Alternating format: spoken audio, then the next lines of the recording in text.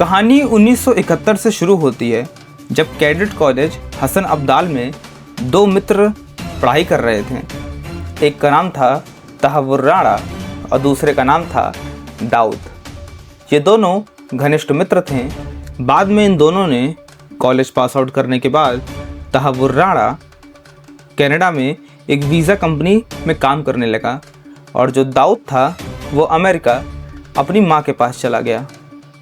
वहाँ पे वो नशों में, ड्रग्स में और इलीगल एक्टिविटीज़ में शामिल हो गया। 2001 में दाऊद पाकिस्तान आता है। पाकिस्तान में उसके पिता रहते थे। पाकिस्तान में उसकी मुलाकात लश्कर तैयबा के लोगों से हुई और फिर आगे चल के उसकी मुलाकात हाफिज़ सईद से हुई। अगर आप हमारे चैनल पर नए हैं तो चैनल को सब्सक्राइब करिए, वीडियो को लाइक करिए और ज़्यादा से ज़्यादा शेयर करिए ताकि हम आपके लिए और भी नए नए वीडियोस ला सकें। देखो, 26/11 का जो हमला था वो केवल मुंबई शहर के ऊपर हमला नहीं था, वो पूरे देश के ऊपर हमला था। मुंबई को इंडिया की फाइनेंस कैपिटल या फिर बिजनेस कैपिटल के तौर पे जाना जाता है और मुंबई जैसे शहर पे ऐसा हमला जिसमें लगभग 166 लोगों की जान गई थी और 300 से ज़्यादा लोग घायल हुए थे।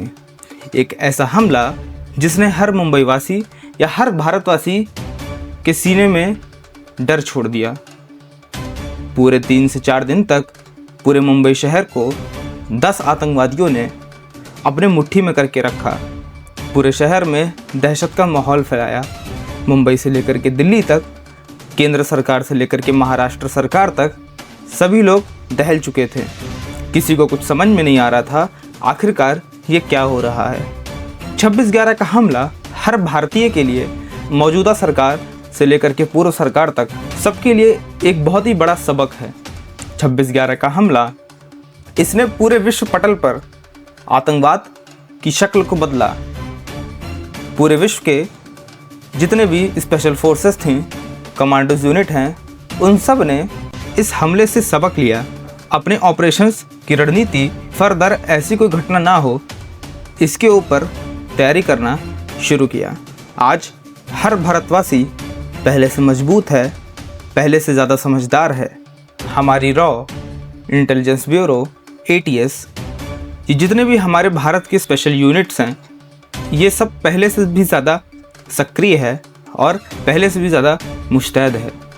26/11 जैसा हमला पूरा देश को कभी दोबारा ना देखना पड़े, हम सब यही चाहेंगे। कहानी 1971 से शुरू होती है जब कैडेट कॉलेज हसन अब्दाल में दो मित्र पढ़ाई कर रहे थे। एक का नाम था तहव्वुर राणा और दूसरे का नाम था दाऊद। ये दोनों घनिष्ठ मित्र थे। बाद में इन दोनों ने कॉलेज पास आउट करने के बाद तहव्वुर राणा कनाडा में एक वीज़ा कंपनी में काम करने लगा और जो दाऊद था वो अमेरिका अपनी माँ के पास चला गया। वहाँ पे वो नशों में, ड्रग्स में और इलीगल एक्टिविटीज़ में शामिल हो गया। दाऊद की माँ एक अमेरिकन सिटीज़न थी और दाऊद के पिता एक पाकिस्तानी सिटीज़न थे। दाऊद जब अमेरिका गया तो उसने वहाँ पे जा कर के अमेरिकन सिटीज़नशिप ले ली। अमेरिकन सिटीज़नशिप लेने के बाद उसने वहाँ पे अपना नाम डेविड हेडली रखा। 26/11 हमले को अंजाम देने में बहुत ही महत्वपूर्ण योगदान दाऊद का भी रहा। 2001 में दाऊद पाकिस्तान आता है। पाकिस्तान में उसके पिता रहते थे।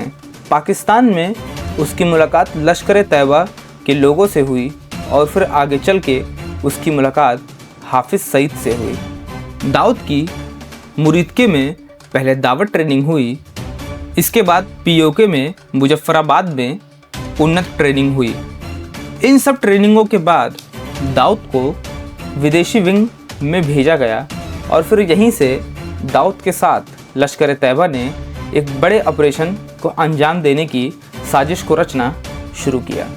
लश्कर तैयबा ने इसके बाद हज़ारों ऐसे नौजवानों को ढूंढना शुरू किया जो कि अपने घर से दूर थे, बेरोज़गार थे, जिनके पास पैसों की कमी थी या फिर वो चोरी चकारी किया करते थे शहरों में घूम घूम करके। पुलिस वालों की नज़र में भी 1-2 बार आ चुके थे। ऐसे हज़ारों नौजवान को ढूंढ करके उनमें से छांट करके इन्होंने 32 लोगों को उन हज़ारों लोगों में से निकाला। 32 लोगों में से भी आगे चल करके 10 लोगों को निकाला, जो कि मुंबई हमले के 10 लड़के जो मुंबई में आए थे और जिन्होंने आतंकवादी गतिविधियों को अंजाम दिया था। इन 10 लड़कों को पहले नहीं मालूम था कि इन सबको मुंबई के ऑपरेशन के लिए तैयार किया जा रहा है। कसाब से जब मुंबई पुलिस ने इन्वेस्टिगेशन की थी तो कसाब ने बताया था कि कसाब को और बाकी के 9 लोगों को यही बताया गया था कि इन लोगों को कश्मीर के लिए तैयार किया जा रहा है। इन 10 आतंकवादियों का नाम था अजमल कसाब, इस्माइल खान, शोएब, नाजिर, जावेद, हफीज़, अरशद, इमरान बाबर, नसीर, फहदुल्ला, अब्दुल रहमान। अब जो दाऊद था, दाऊद अमेरिका जा करके उसने अपना नाम बदल करके हेडली रख लिया था। दाऊद दिखने में भी एक अमेरिकन सिटीज़न की ही तरह लगता था। उसकी एक आंखें नीली थी और एक आंख भूरी थी। इस वजह से दाऊद को आसानी से अमेरिका का पासपोर्ट मिल गया था। पासपोर्ट मिलने के बाद उसने अपना नाम डेविड हेडली रखा और फिर 2006 से लेकर के 2008 तक उसने मुंबई के कई दौरे किए। 2006 में जब वो मुंबई आया था तो उसने Oberoi Trident hotel, Taj hotel, Nariman house, Leopold cafe, साथ ही साथ CST स्टेशन, इन सारी जगहों की रेकी की और इन सारी जगहों की जो लोकेशन थी, यहाँ के VIP एंट्री एग्ज़िट कैसे थे या आम जनता के एंट्री एग्ज़िट कैसे थे, इन सब की जानकारी इकट्ठा की। यहाँ के सबसे आसान रास्ते क्या थे, वहाँ से पुलिस स्टेशन कितनी दूर था, ये सारी छोटी छोटी चीज़ों को बारीकी से फ़ोटोज़ और वीडियोज़ के माध्यम से उसने सब कुछ रिकॉर्ड करके पाकिस्तान के लिए ड्राफ्ट किया। पाकिस्तान में हाफिज़ सईद और जकी उर रहमान लखवी, इन दोनों को ही 26/11 हमले का मास्टरमाइंड माना जाता था। अब इन दोनों को ये सारी वीडियोस, फोटोज़, ये सारी चीज़ें वो ड्राफ्ट करता था और फिर पाकिस्तान में इसको लेकर के प्लानिंग चलती थी। अब ये जो 26/11 का हमला था, इसको 27 सितंबर 2008 को प्लान किया गया था, मगर कुछ कारणवश, क्योंकि कुछ इंटर उन लोग को मिली होगी, जिस वजह से पाकिस्तानियों ने इस प्लान को रद्द किया और फिर आगे चल करके 26 नवंबर 2008 के लिए इस प्लान की डेट रखी गई। कसाब अपने इंट्रोगेशन में बताता भी है कि जब 27 सितंबर का प्लान फेल हो गया था तो फिर ये जो 10 आतंकवादी थे, कसाब और बाकी के उसके 9 साथ थे, इन सब को लश्कर तैयबा के लोगों ने छोड़ दिया था, मतलब छुट्टी पे जाने के लिए इजाज़त दे दी थी। कसाब ने बताया कि इसी बीच वो कुछ दिनों के लिए अपने घर भी गया था और फिर जब अपने वो घर गया था तो उसने अपनी माँ को बताया था कि मैं मिलिटेंट बन चुका हूँ या फिर मैं एक जिहाद के लिए मैं शामिल हो चुका हूँ और अब मैं एक इंसिडेंट को अंजाम देने जा रहा हूँ। कसाब ने जब अपनी माँ को बताया था तब कसाब की माँ ने सीधे तौर पे मना किया था कि ये सब कामों के लिए मत जाओ। कोई भी माँ होगी वो अपने बच्चे को समझाएगी कि ये काम मत करो, मगर इतना ज़्यादा ये लोग ब्रेन वॉश हो चुके थे, इतना ज़्यादा इन लोगों को कट्टरपंथ सिखा दिया गया था कि वहाँ से लौटना अब नामुमकिन सा हो गया था। कसाब ने बताया कि हम लोगों की बहुत ही लंबी ट्रेनिंग हुई थी। इन लोगों को बेसिक हथियार AK-47, MP5 जैसे आधुनिक हथियारों के बारे में भी बताया गया था। पिस्टल्स को कैसे यूज़ कर रहा है, बंदूक में अगर जाम लग जाए तो उसको ठीक कैसे करना है, ये सारी चीज़ें इनको सिखाई गई थी। अब ये जो 10 आतंकवादी तैयार हुए थे, इन सबको बड़ी पेयर में मुंबई में छोड़ा गया था।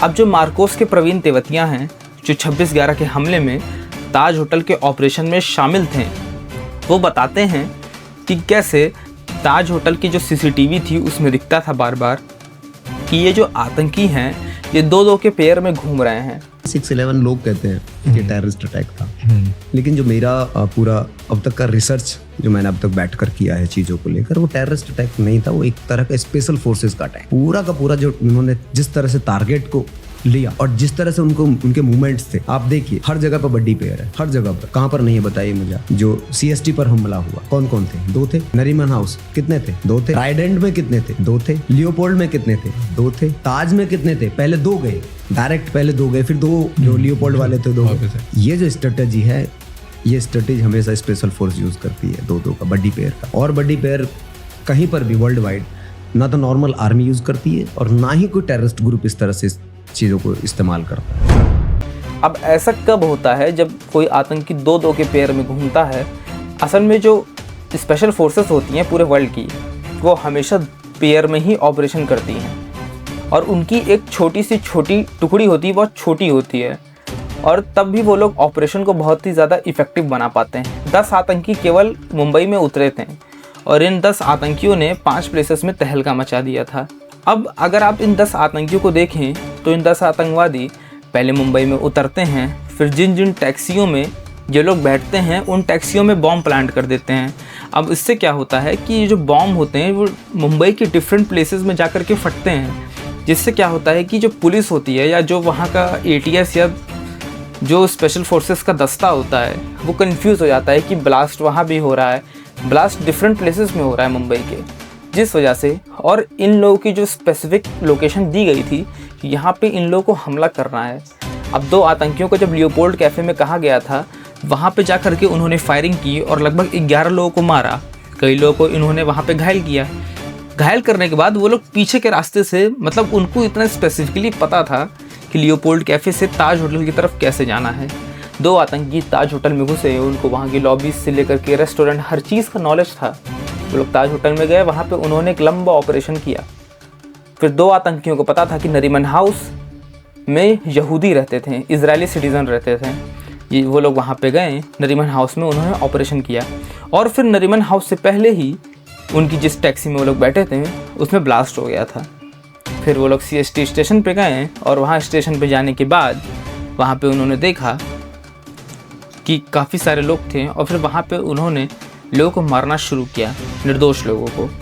अब जब उन लोगों ने वहाँ पे लोगों को मारा और जिस टैक्सी में आए थे उस टैक्सी में भी बॉम्ब फिट कर दिया, जिस वजह से बहुत ही डिफरेंट प्लेसेस पे फायरिंग और बॉम्ब ब्लास्ट की खबरें आ रही थी, जिस वजह से पुलिस समझ नहीं पा रही थी एक्चुअली ये चीज़ें हो कहाँ रही हैं।